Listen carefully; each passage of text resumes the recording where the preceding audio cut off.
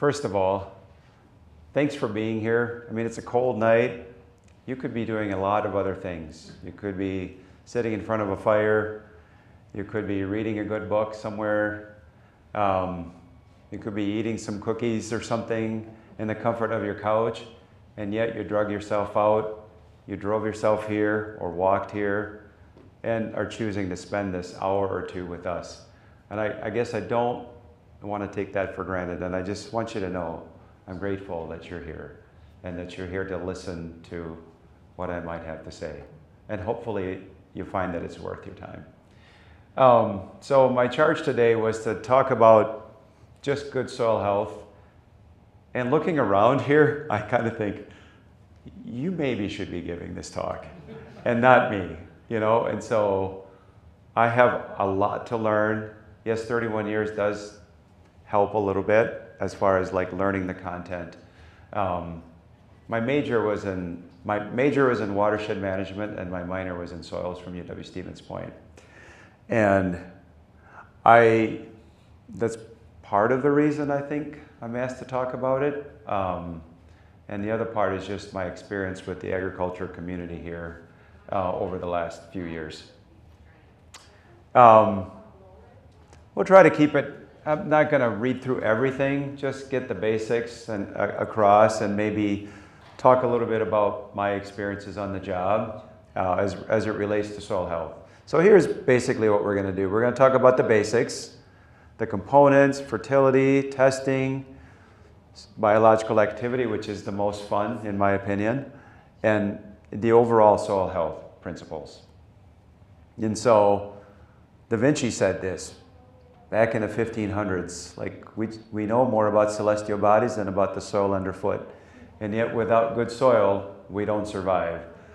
A lot of major, so I think of Mesopotamia as far as soils go, and there was a lack of understanding about the need for good soils, and that was the Fertile Crescent. I mean, it was a very productive farm ground, and there's an abuse of the soil. I think it's from ignorance more so than anything. They weren't intending to do that, but as soon as the base was gone, there were other geopolitical things going on in the background. I realize that, but it's a desert right now.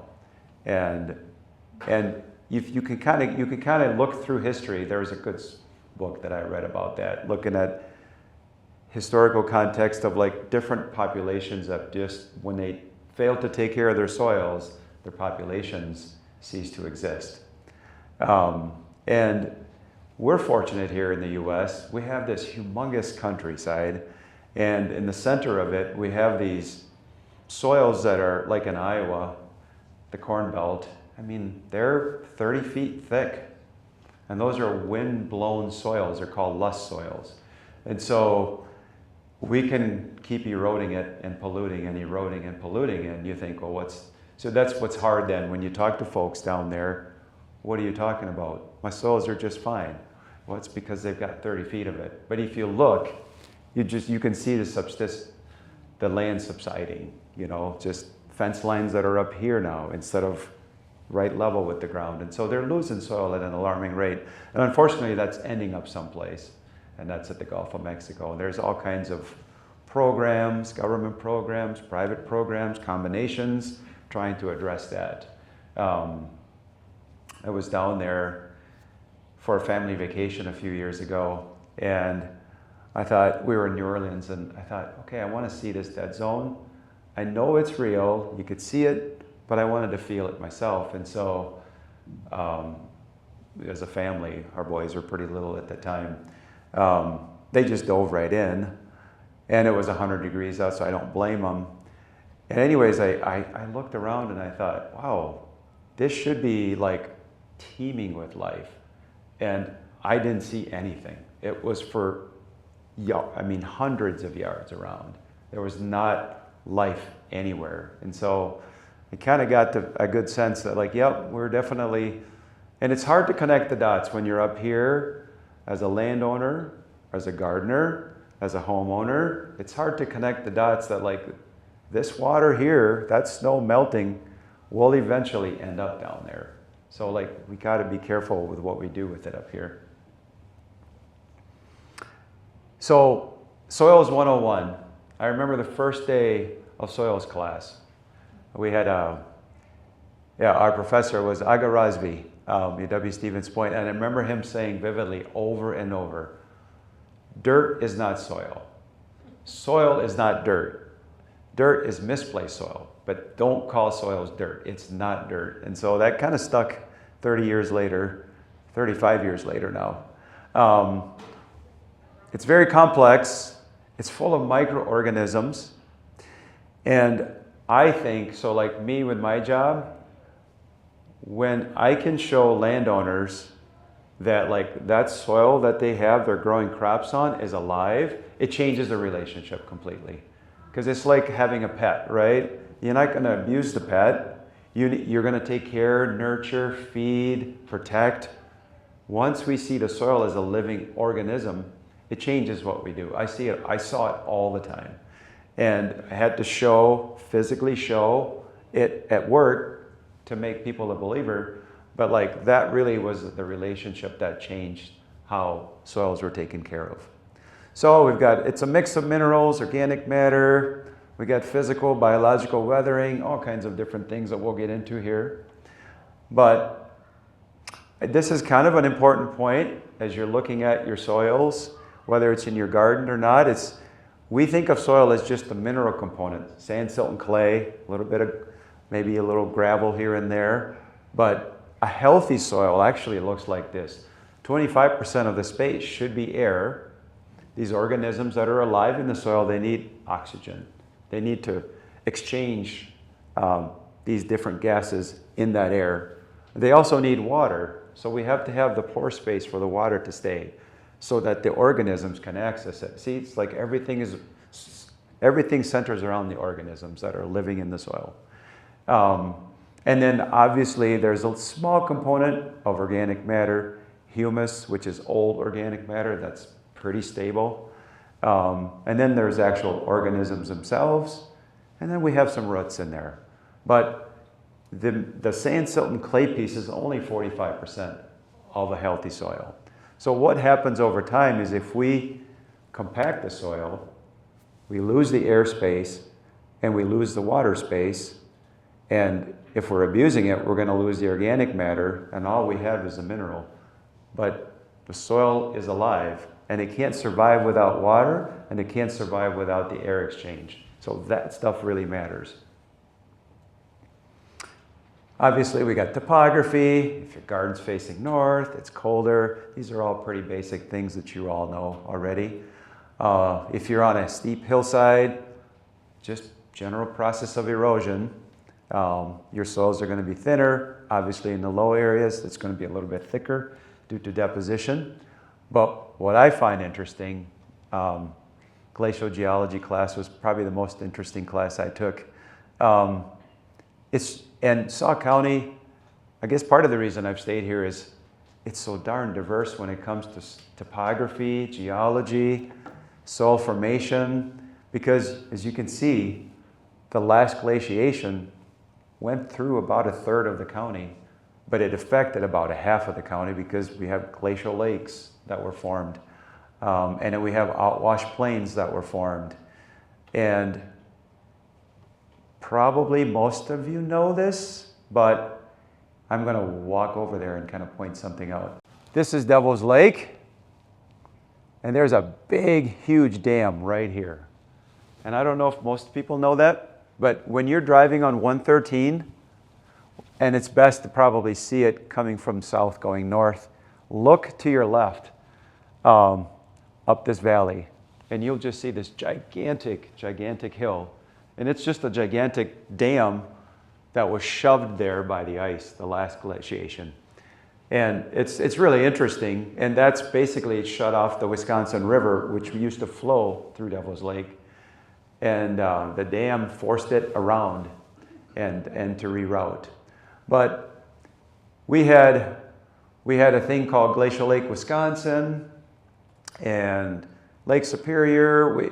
There's a lot of different formations, a lot of different soils that were formed by the glacier in some shape or form. But then what's even cooler about our county is the other half of it was never glaciated during the last glaciation. It's called the driftless region. And actually scientists, been to a lot of conferences, and we invite different scientists to come and talk about it, and nobody knows why. Like if you, the ice came and look, that's as far as it went. And there's a part of Wisconsin, right? This area. It missed a few of the last few glacial periods. And obviously the glaciers came and then they left, and then they came back and then they left, and then they did it again over and over. The last one being 24,000 years ago, and it was gone about 12,000 years ago. And if you notice that big blue area, that's Glacial Lake, Wisconsin. And the Dells is right about in here is the Wisconsin Dells. And as the lake melted, the dam that the ice had left behind let go. And that's what carved the Wisconsin Dells. They figured it only took a few days to empty out that basin. And that power of water is one of the more powerful forces on Earth. That power carved the channel right through the Dells. That made the Dells what it is today. And that's from Glacial Lake, Wisconsin. So, most of you have probably been to Stevens Point. It's called the Central Sands region. That's an area where the glacier went so far, stopped. We had meltwater, and the first thing that settled are the heavier rocks and gravel, and then the sands would settle, and then beyond that, the finer sediments would settle. Well, Central Sands, that's where that is from the glacial outwash. So I grew up in Antigo, way up north. And a lot of that was glaciated. And what we had were like ground moraines, it's called. It's just like slight undulations. Like basically, it's like you went into a sandbox and you took your arm and you just smoothed it out. It's not a perfect smoothing, but it filled in a lot of holes and then kind of smoothed out the hillsides a little bit. And if you go west towards the unglaciated region, we didn't have that effect, and so the landscape is really steep. So like we go out and lay contour strips on that land in order to keep farmers on the contours so we have less erosion. And it's steep and it's hard, and I don't know how, well, as a result of it, of course, our soils are really thin because we haven't really managed it all that well. So we have also, let me go back. We also have a glacial outwash, and that would be, so obviously this would be Sauk, but then there's another one up there. And if you're driving on Highway 12 and you look to the right by Ho Chunk there, you'll notice that there is a line of hills. And right on the other side of that, like on Highway 12, in that area, it's all sand. That's also a glacial outwash. So the moraine, which would be, I would say the ice stopped right there, left a pile, and as it's melting, it's washing out and the sands settled there. So it takes an awful long time. So the last glaciation left here about 12,000 years ago, and it took thousands of years to form these soils. And this is a little too common in my job to kind of witness this and see this.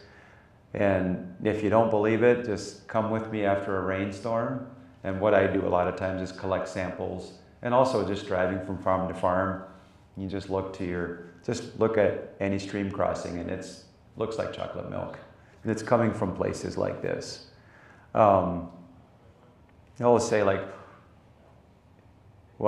this is like free fertilizer that's out there. You don't want to lose that. So like the term that's used is black gold, and it's what really helps plant grow, and the black being organic matter that's in the soil. Oh, this is, yeah, so we're talking climate, organisms, relief.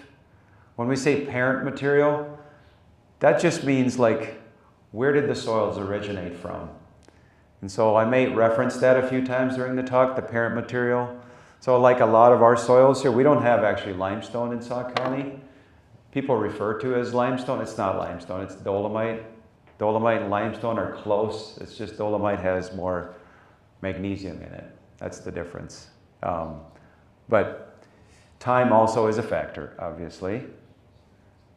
And I think we looked at this triangle ad nauseum at school. It was just pounded into our brains. And as you can send in a sample and they'll analyze the different components. You could do that with your soils in your garden and from your yard. And they can figure out like, what percent silt, sand, and clay is it. You can pay for that. You can probably do it yourself, and I'll show that later. And here we go. Sand, silt, and clay. Sand being the biggest, silt a little smaller, clay is by far the smallest. And oftentimes clay is formed underneath old lake beds.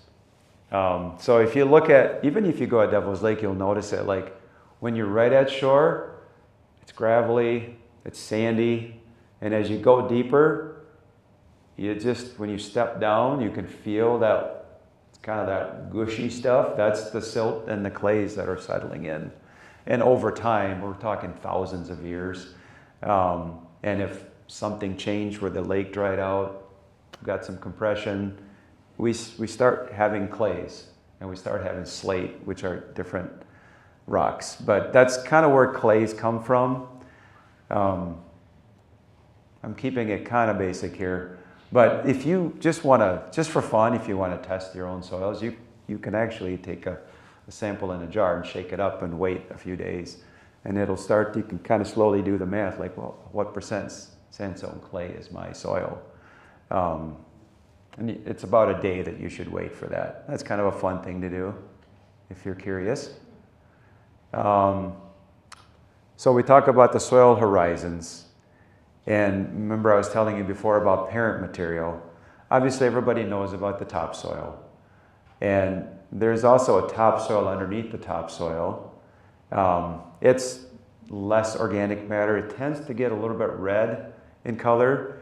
And because this is part of my job, when I drive around the countryside, we're supposed to have about 20 to 24 inches of topsoil in our landscape. And so like when you see exposed soil, it should be pretty dark, pretty black like that. And what I see now is that a lot of that's eroded away, and what's exposed is the subsoil. It's red. So if you're ever driving around and you see red soil at the top, that just means a lot of the topsoil is gone or leached away. And this happens a little too much, in my opinion. And then you get down a little bit lower, we have parent material. So like when the rock breaks down, it forms soil. That's the subsoil. And some of that works its way up through organisms, bringing it up. And so that, I won't get into that too much. But also soils have different structures. What we're looking for our gardens and for our yards would be granular shaped structures. It's rare to see the prismatic structure. That's got different sorts of clays that bring that on. And the blocky structure you tend to see in the subsoil. Those are the formations that you don't want to see in your garden. You want granular structure in your garden. That seems to be the best for growing plants. And part of that is like it's providing space for air and water. We talk about 25 and 25. So 50% needs to be kind of open. And so water fills those voids and air fills those voids. So there are things that soil structure, we do actually influence that. So this field is, this would be corn silage. And corn silage just means they take the entire corn, clip it off about this high, and take everything and feed to animals. It's harvested slightly green, and then it's fermented in a silo, or these days it's in like plastic silos, basically on the ground. And it ferments in there for a while, and that's actually really good for the animals. That's good for their rumen and some other things as far as like the fermentation is. Now, and it's hard to beat corn silage when it comes to feed, unfortunately. And then that just means we have a lot of bare soils then, because we've taken taken the entire plant off. And so what we're trying to do now is encourage folks to plant a cover crop in there right after. As soon as you harvest it, go ahead and plant the cover crop. And we're seeing a lot more of that. It seems like this isn't a fad that's just coming and then going. It's like sticking around, and it seems like people are starting to catch on. It's unfortunately slow, and after 30 years of seeing the same thing, I feel like it's just really slow. And you slowly lose a little patience, but that's the job. So microorganisms, believe it or not, some of them secrete a glue that helps keep the soil in granular form, like you see in that hand right there. And what happens oftentimes in these corn silage fields is we have a lot of heavy machinery that comes across to harvest it, and that just smushes the soil so that we don't have that pore space anymore for air and water. And we lose this granular structure because everything is squeezed. Just a map of our soils here in Sauk County. These areas that are green, again, those were old lake beds actually, and either Baraboo River bottoms, but part of that was like old lake beds from the time of the glaciers. And so we tend to have a lot of silts and clays in those areas. Well, you can test your soils. One way is there are these meters. I think you've all seen this. A lot of hardware stores sell them. But you can also send your soils in to the lab. UW has a lab. There are Rock River labs. There's quite a few labs you can send it to. But this would be something we would show to our farmers as far as like, you don't want to just take one sample. You want to take a representative sample, so we kind of have them do this zigzag pattern across a field. And you could do something like that for your yard. I took soil samples in my yard just to see what it looked like and what was there. And I also did it for the garden too. Just, you got to take enough to make it representative and helpful. And so like this is one of the things that we're giving away tonight is like free soil samples. So when you send it to a lab, I just looked it up. I think it was like 20 to 30 bucks a sample to get one in. And so I think that's part of the reason we're trying to give it away here to folks is it does cost a little bit, but it tells you an awful lot. And one of them being soil pH, organic matter, that's what OM is. P for phosphorus, K for potassium, Ca for calcium, and all the other micronutrients. And what's really cool is that it just tells you like, well, okay, how do my soils stack up for growing different crops? It's really helpful, I think. And if you look at the bottom there, it's looking at, okay, so carrots, cucumbers, lettuce, and melon, like a pH of 5.8, a phosphorus of 30 to 50, potassium of 100 to 200. That's what it likes. Well, let's look at what the soil test results are. P, phosphorus, well, we definitely have that, but we're at 196. Potassium, we're at 359. We only need 150, so we're pretty high on that. pH is a little high. I mean, 5.8, 6.0 is ideal, but 7.2, it'll grow. And if you really need to grow a ton of it, well, you adjust. You can acidify, you can add calcium or something to kind of make it more basic. Here's another one. So this is, on the farming end of things, this is what it looks like. So we get a lot of these in, and we'll look through it, we'll plug it into computer programs to help farmers figure out like how much nitrogen, phosphorus, and potassium they should put in, and also just what the pH is and what they need to do to modify that. This is a typical soils report. I've seen hundreds of these over the last few years. So we look at soil fertility. We got, there's a lot of this you guys are familiar with. Non-mineral, primary, micro, nitrogen, phosphorus, potassium. We got some secondary chemicals, and we have some micronutrients. So should a person go with organic fertilizer or synthetic fertilizer? Well, synthetic fertilizer comes from natural gas, and so, which is obviously polluting. So I guess I'm going to lean towards not doing that, because it doesn't help the climate. And also, what we find is that it tends to, over time, it messes with the pH and the chemical reactions in the soil over time. So you get a quick boost for sure, but in the long term, it actually does a lot of harm to your soils. Our organisms did not evolve with that. They evolved with the more natural form of fertilizers.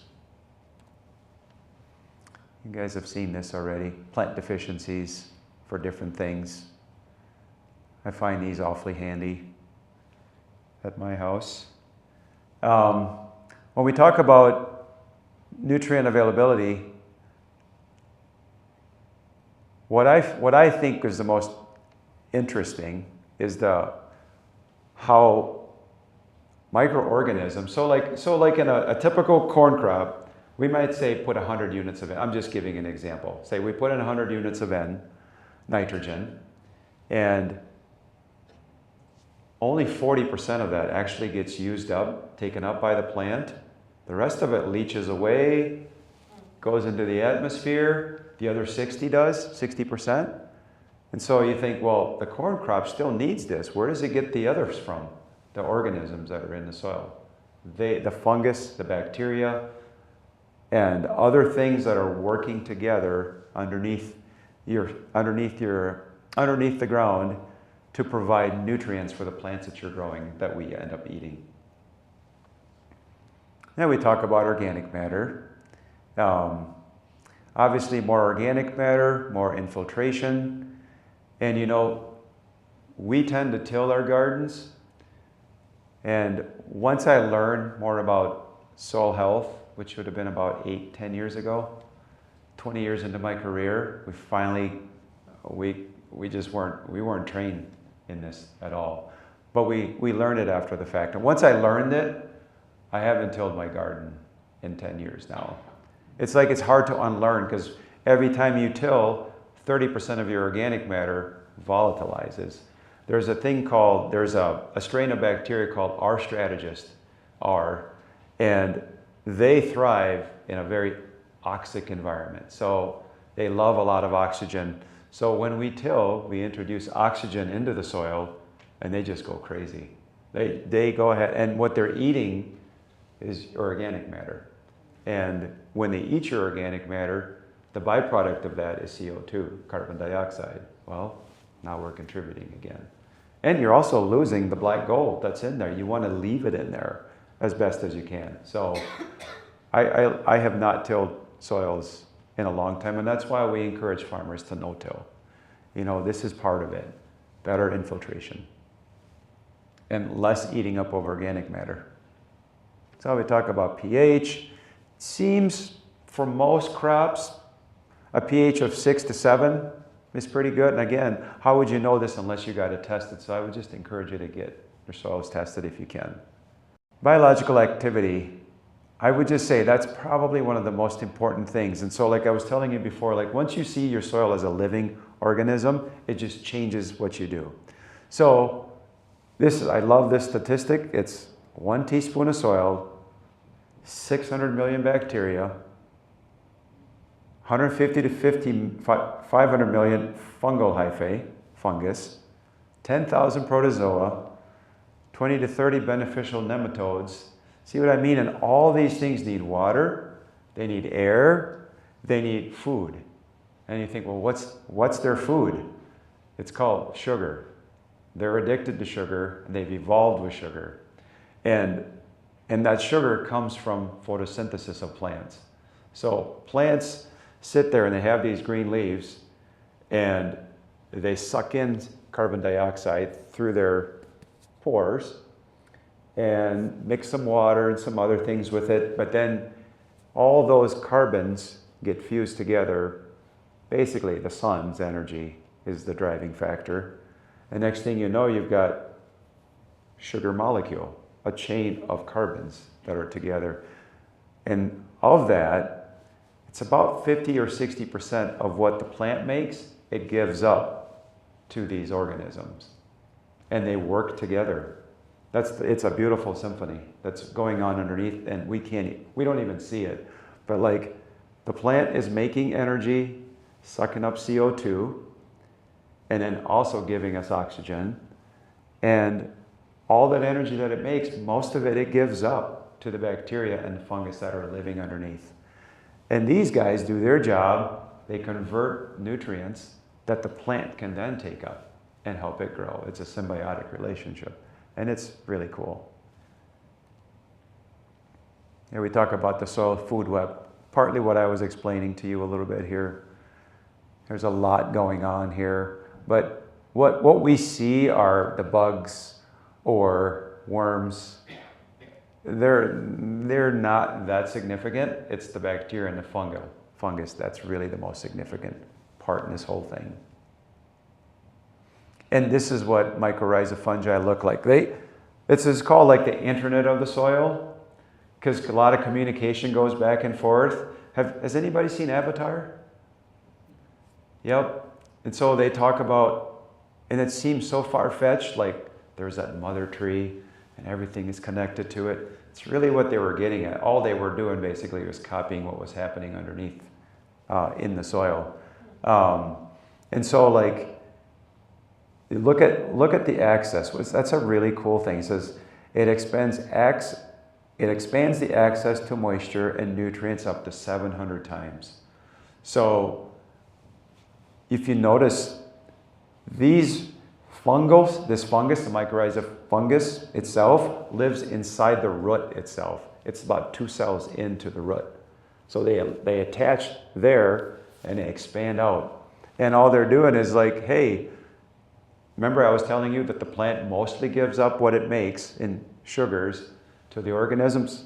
It's giving up a lot to the mycorrhiza fungi. So it's saying, hey, go ahead and have some sugar. And in the meantime, you go look for water for me and look for nutrients for me. And that's what it's doing. This is what it looks like underneath. It's pretty interesting. So when we till, what did we just do? We just ripped it to shreds. So then, come spring, we plant our stuff. The mycorrhiza says, well, I guess we got to grow again. So it starts to kind of connect it together, and then we rip it to shreds again. That's why we don't want to do that. We want to keep the internet of the soil intact. They've done some really cool experiments where they'll stress a plant, I don't know, 40 feet away, and a plant here responds. You're like, how does that happen? The roots are only this big around. How could something 40 feet away be affected? And it's through the mycorrhiza fungi. That's the communication underneath the soil. It's why we don't want to till. Oh, and here's kind of what it looks like again in real life here. What looks like mold spores, and you would think, oh, well, let's get rid of that. You know, you want that. And here it is again under a micron microscope. It's literally living inside the root hair. So that's a really detailed view of the root hair of a plant. And the filaments are the fungus that originate from inside the actual plant itself. Here's all this activity that we talk about. Again, these guys get all the glory because you can see them. We as humans can see them, but really, they're not really doing that much compared to the bacteria and the fungus that are in the soil. Those are your friends. So we talk about earthworms, and obviously many of you know there are invasive earthworms that we have. And there's not much you can do about those invasives. It's hard to dig them out of every yard. They're just there, and they end up being tunnelers too. They kind of dig around and they move stuff up and down, and they create castings, and people buy that, and so they do some things. But unfortunately, a lot of our earthworms are not native. But they're here. And again, tillage definitely cuts them up. But I think more than that, it's cutting up your mycorrhiza fungi. That's really what the tillage is doing, and that's not great. And you're losing organic matter at the same time. So when you see these things in your garden, you probably let them be.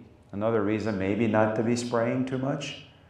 And if you're going to do some spraying, try to use as organic ones as you can, because what we say, what we find in cropland situations is you go spray for, say, a Colorado potato beetle, and you mass spray, and for every one that you kill that's hurting your crop, you're damaging, it's like 20 to 30 other beneficials. So,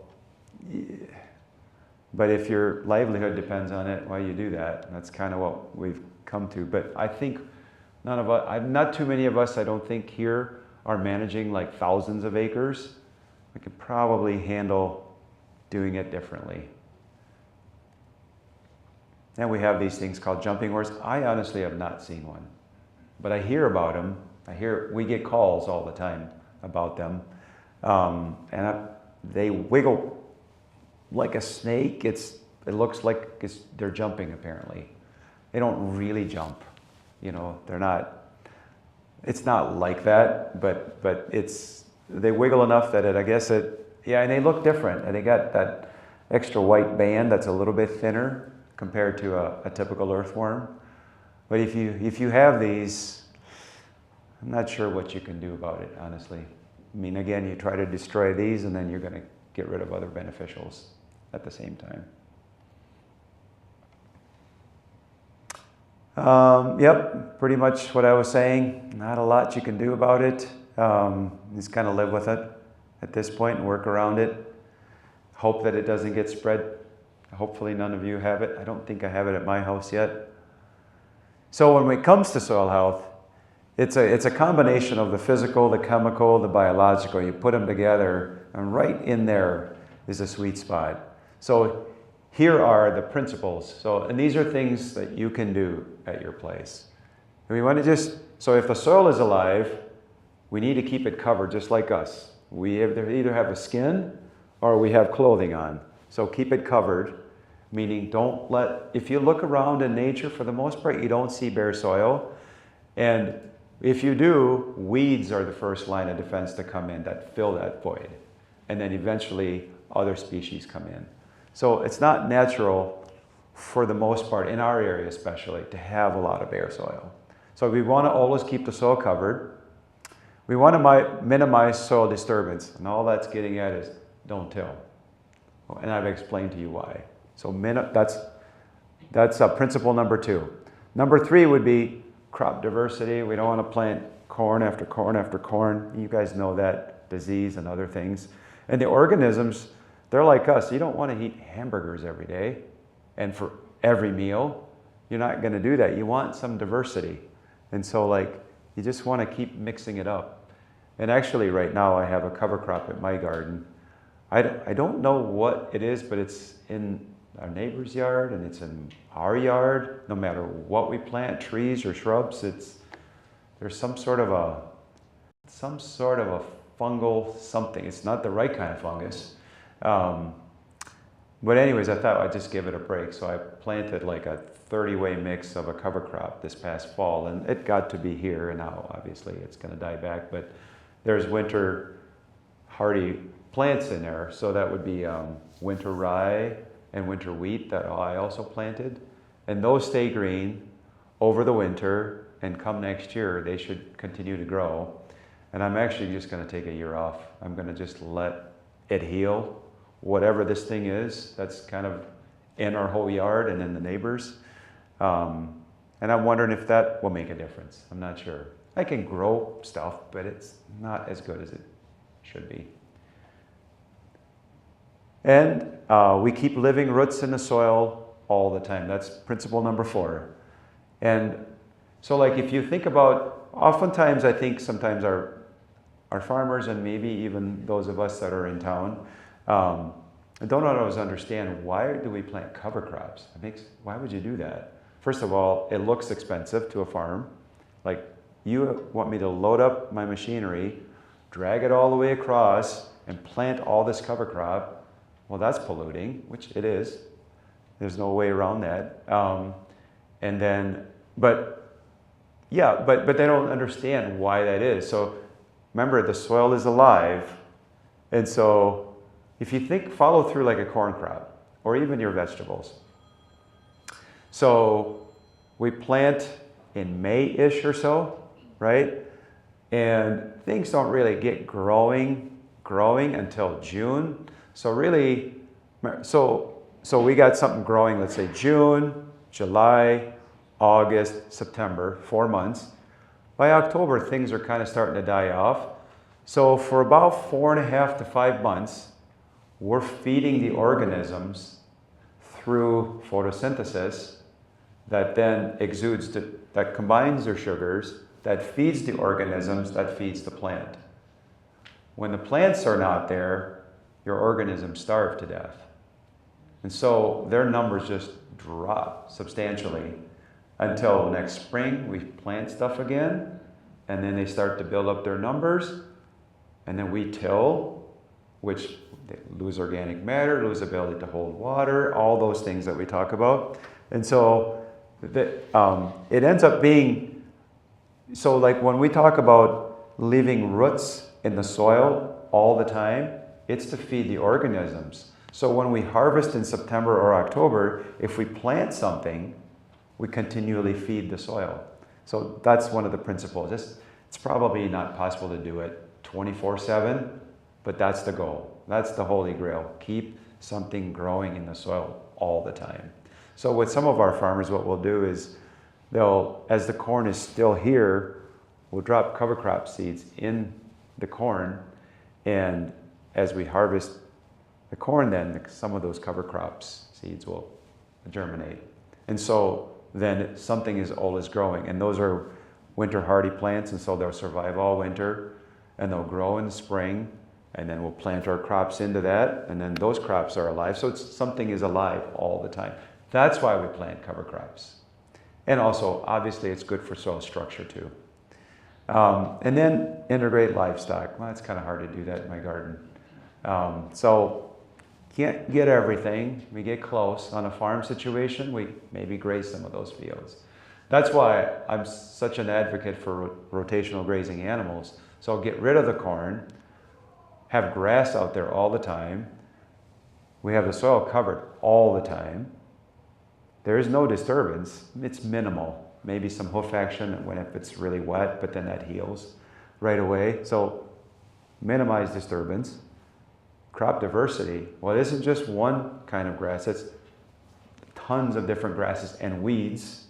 Weeds are in the eye of the beholder, right? It's not a weed if the animal will eat it and do well on it. So we don't like dandelions in town. Animals love it. It's not a weed to an animal. They love it. It's great. Keep living roots in the soil. Well, we don't till this up and start over it. It's a perennial crop. Integrate livestock. Well, that's kind of a no-brainer. We are integrating livestock. Hence, to me, it's the gold standard when it comes to soil health in a big agricultural setting. And that's why I honestly stop messing around with corn and beans. I just go to the gold standard and just figure out how to make it easier for people to accept, because it's different and it's kind of a newer way of doing things.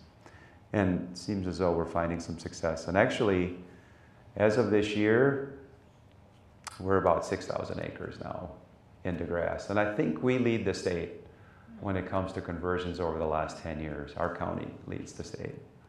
So, and that's just constantly pushing it, you know. And from people like mullahs that are out there advocating for it, we send people their way, they show people how to do it.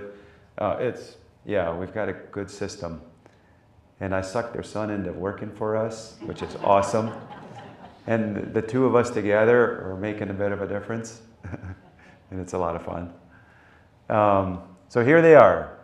Keep the soil covered. Don't disturb. Keep something growing all the time.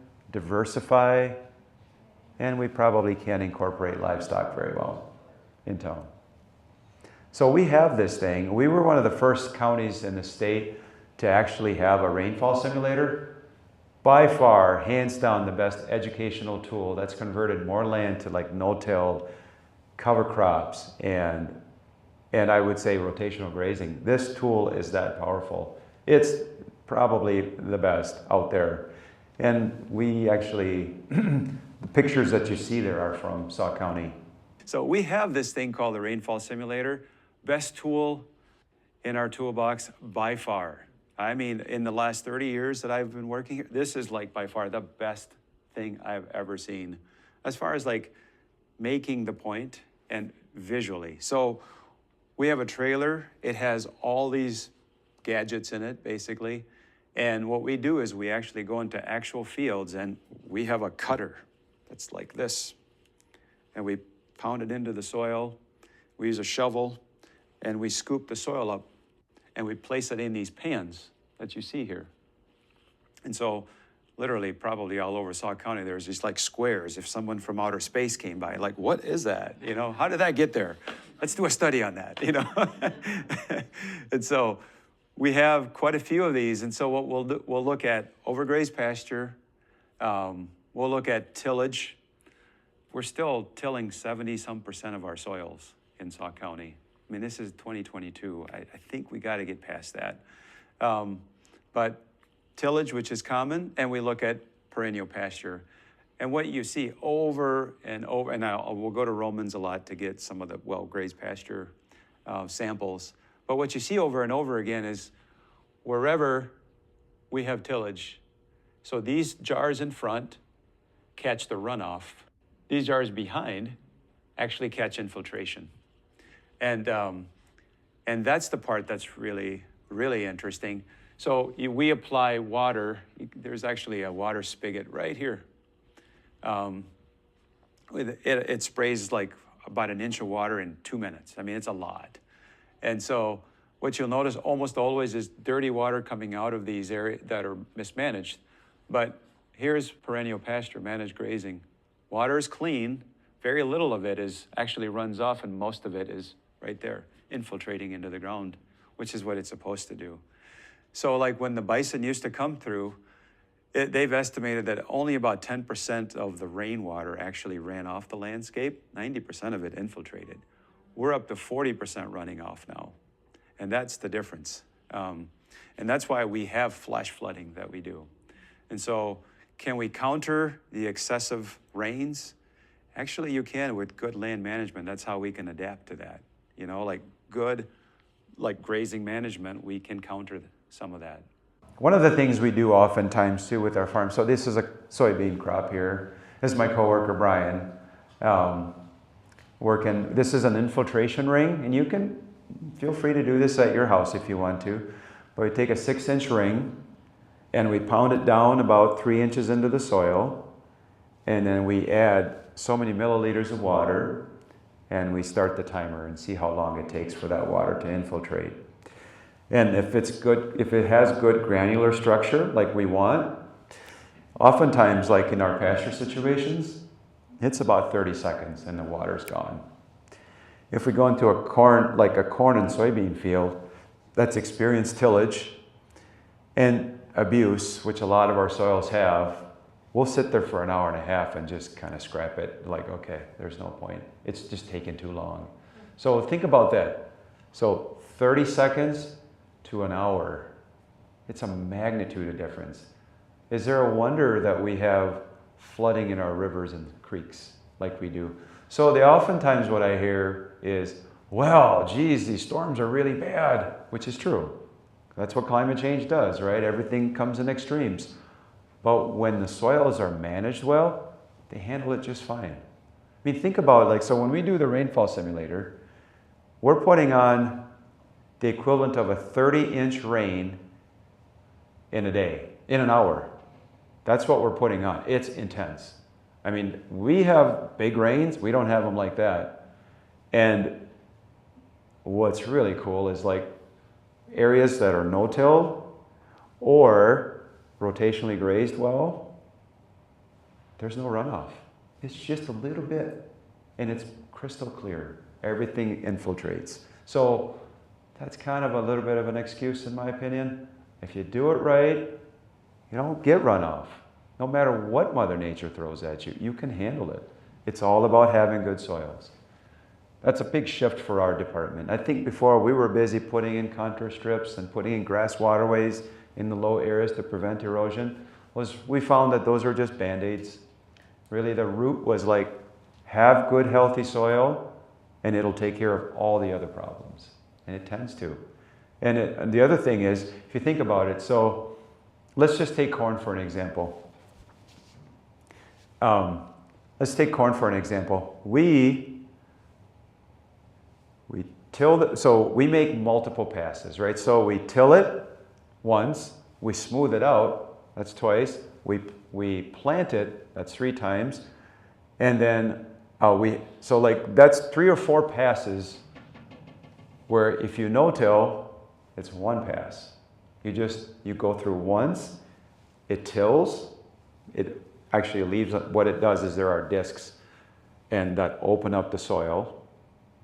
And it's a little bit heavier. There's discs that are open up the soil, we drop the seed behind, there are units that close it and firm it up, and you keep going versus tilling it. And every pass costs money.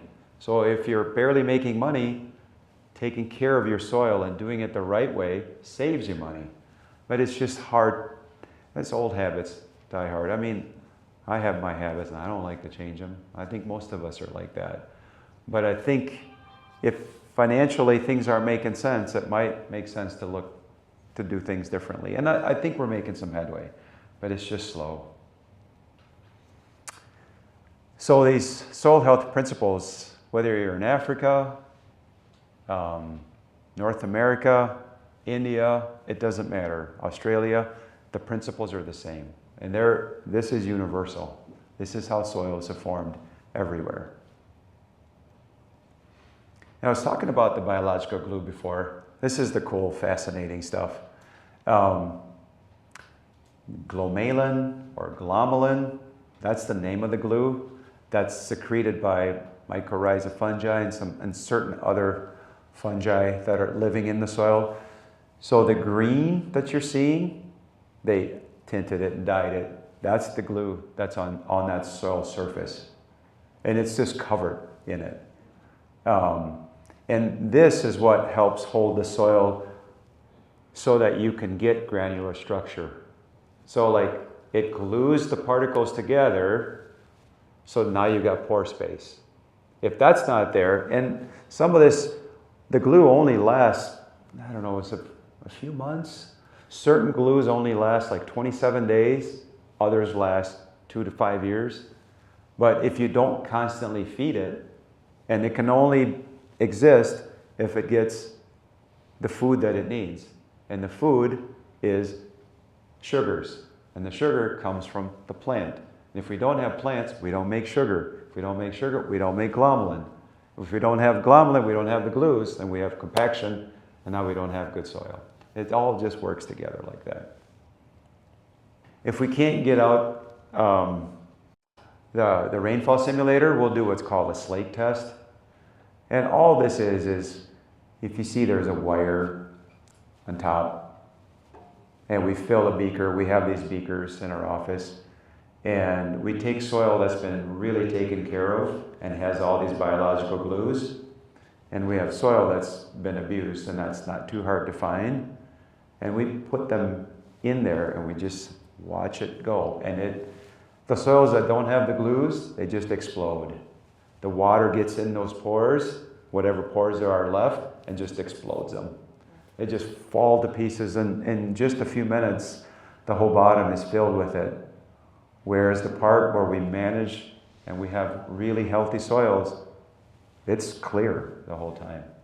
Those glues really do make a difference.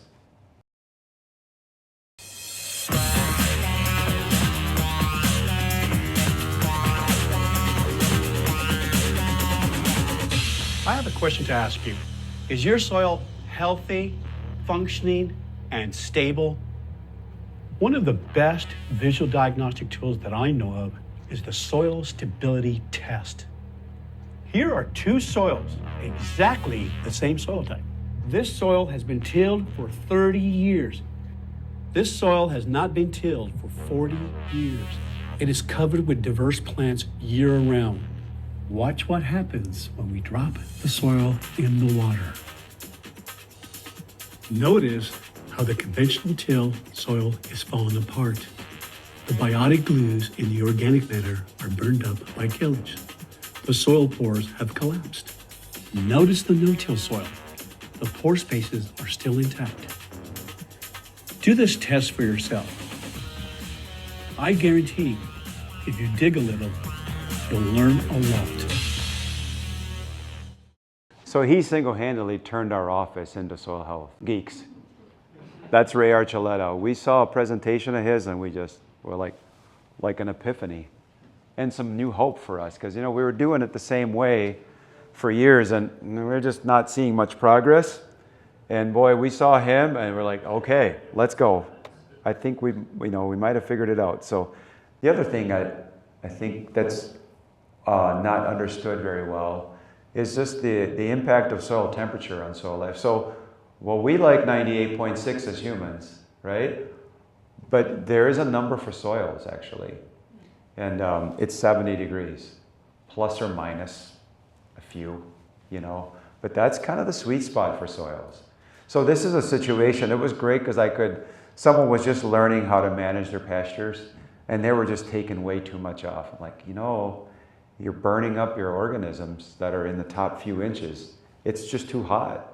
They're not covered. You've lost one of the principles of soil health. Just because you rotational graze doesn't mean you have good soils if you don't do it right? It's like everything. It's got to be done the right way. And so, but he was just learning. So, and I knew that. And I thought this might maybe drive the point home of you need to manage differently or you're sabotaging the very thing you're trying to fix here. So it was a 90-degree day. He had grazed so heavily that everything was gone. And the soil temps were at 100 degrees. And that's enough to kill most of the microorganisms in the top few centimeters. That would actually kill them. And so I pointed this out to him on that hot day. And then what's cool is then I showed him the difference between there's an area that was pretty well managed. And I showed him the difference in soil temperature. We got 74. That's what I mean. It's 70 degrees plus or minus. There's probably 10 degrees one way or the other, but 70 is the sweet spot, and that's been determined multiple times. And even at my garden, when I first learned this about 10 years ago, I thought, oh, okay, is it really 70? And so, of course, I got a bunch of thermometers and stuck them all over my garden just to check. And so I kept the soil covered with mulch. And I didn't till, and we'd have a 60-degree day, and I'd check the thermometers, 70, 72. We have a 100-degree day, I check the thermometer, 70, 72. That's the sweet spot. That really is, and I'm pretty much convinced me of it. There we go. Good. Hi, this is Bill Putman. I'm a climate scientist at NASA's Goddard Space Flight Center. What you're looking at is a supercomputer model of carbon dioxide levels in the Earth's atmosphere. The visualization compresses 1 year of data into a few minutes. Carbon dioxide is the most important greenhouse gas affected by human activity. About About half of the carbon dioxide emitted from fossil fuel combustion remains in the atmosphere, while the other half is absorbed by natural land and ocean reservoirs. In the Northern Hemisphere, we see the highest concentrations are focused around major emission sources over North America, Europe, and Asia. Notice how the gas doesn't stay in one place. The dispersion of carbon dioxide is controlled by the large-scale weather patterns within the global circulation. So this is during the tillage. See how red it is? Because we're tilling the heck out of the soils here now. During spring and summer in the Northern Hemisphere, plants absorb a substantial amount of carbon dioxide through photosynthesis, thus removing some of the gas from the atmosphere. We see this change in the model as the red and purple colors start to fade. See, now things are growing and it's sucking the CO2 out into the soil, and the red is kind of disappearing. And look at the date. We're getting into July here. Meanwhile, in the Southern Hemisphere, we see the release of another pollutant, carbon monoxide. This is a gas that's both harmful to the environment and to humans. During the summer months, plumes of carbon monoxide stream from fires in Africa, South America, and Australia, contributing to high concentrations in the atmosphere. Notice how these emissions are also transported by winds to other parts of the world.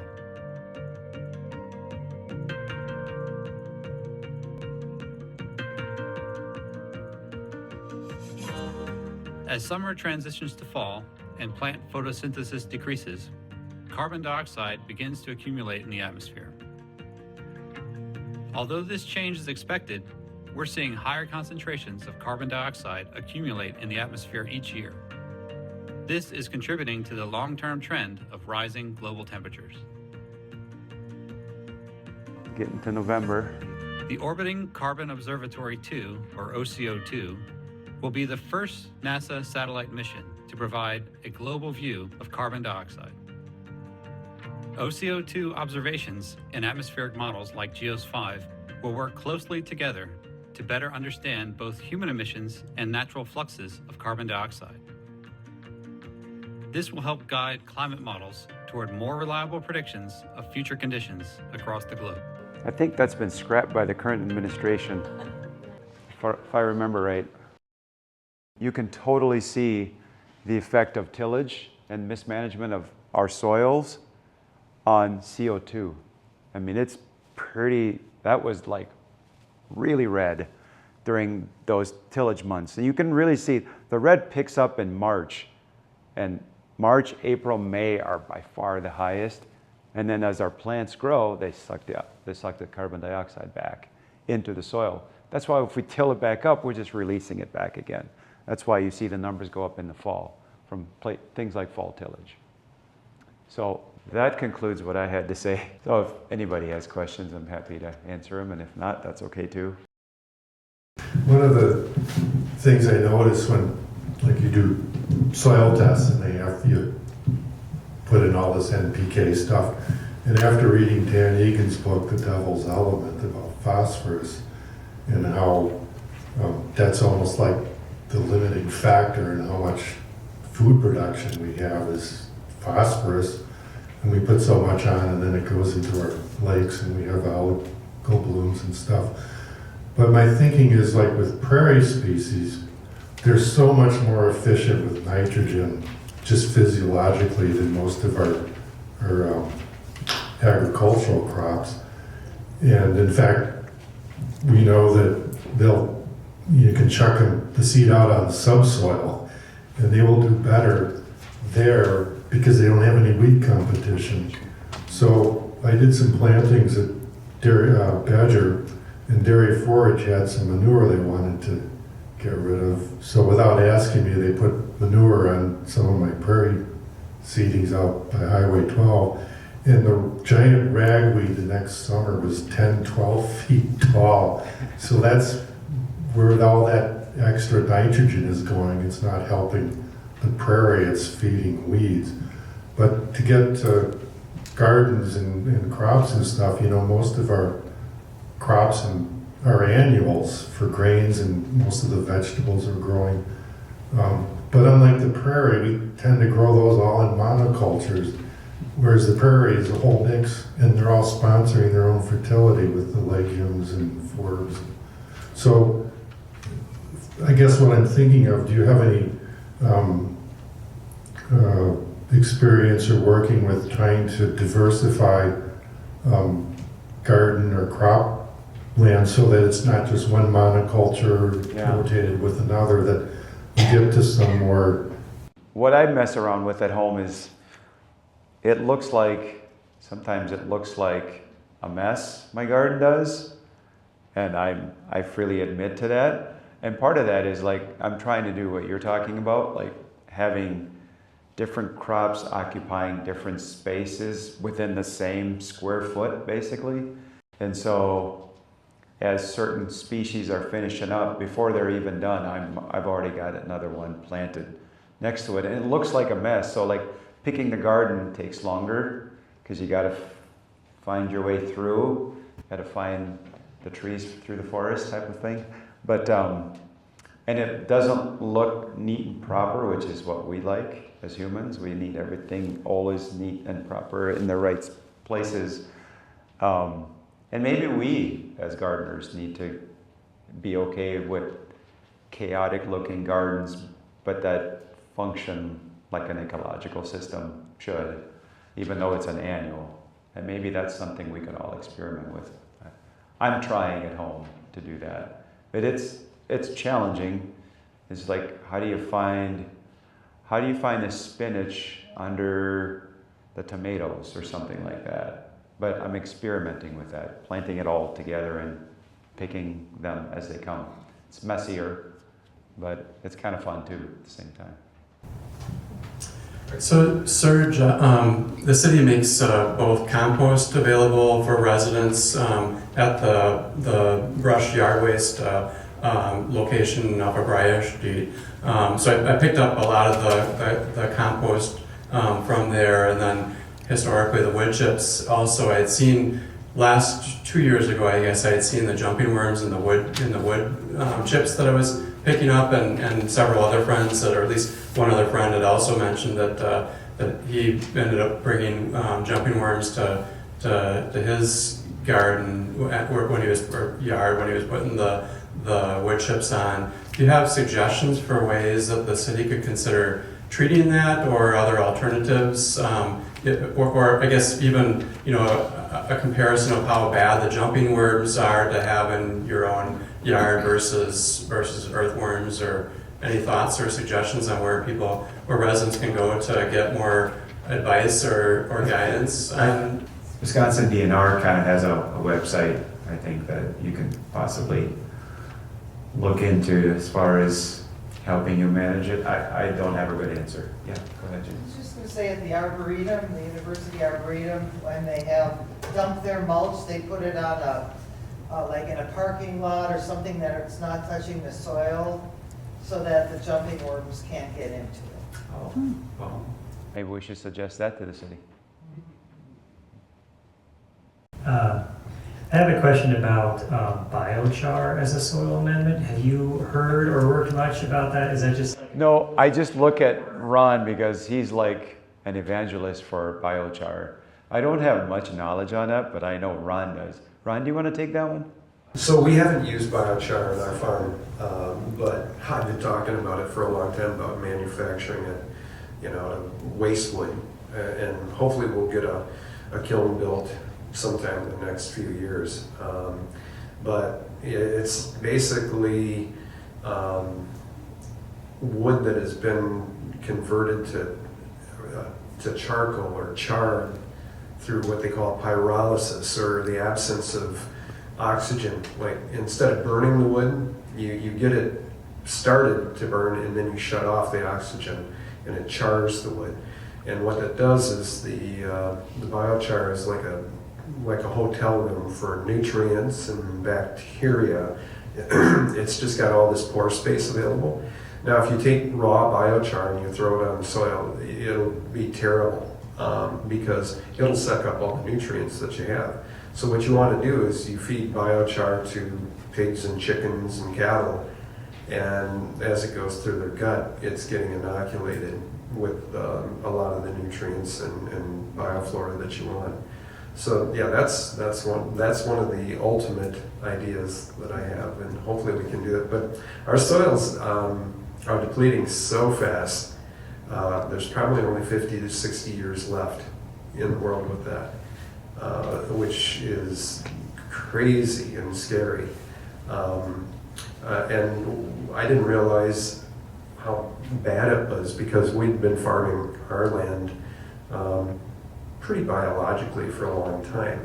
And it was completely different than a farm that we just started renting over the hill from us. It's that close, but a little different type of soil base, more clayey. And so we went in and tried doing no-till and, adding all the amendments. We've stuck in tens of thousands of dollars of liming. And this year we had an utter crop failure on the corn because where we get 250 bushel corn on our land, because the humus is deep, and you can go in and it's kind of bulletproof now.